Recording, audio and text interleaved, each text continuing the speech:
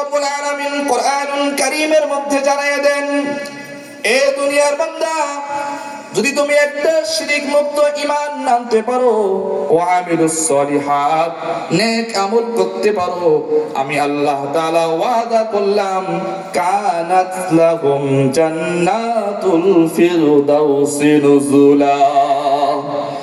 এ আমার বান্দা, ছোট মোটো জান্নাত না, সর্বোচ্চ জান্নাত, জান্নাতুল ফিরদাউসের মেহমান তোমাকে করে দিও। বলেন সুবহানাল্লাহ।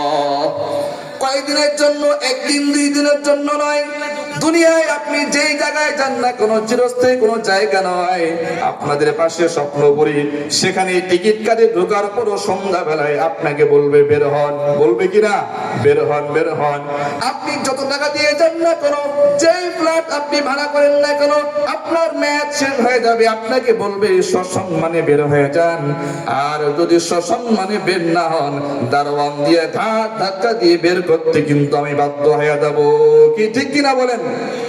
কিন্তু আল্লাহ তাআলা বলে, এ আমার ইমানদার বান্দা, দুনিয়াতে কষ্ট করে একটা শিরক মুক্ত ঈমান নিয়ে আসছো আর আমলে সালেহ করছো, ও বান্দা, একদিন দুই দিনের জন্য নয়, খালিদিনা ফিহা আবাদা, আমি আল্লাহ তাআলা অনন্তকালের জন্য তোমাকে সর্বোচ্চ জান্নাত, জান্নাতুল ফিরদাউসের মেহমান করে দিব। বলেন সুবহানাল্লাহ।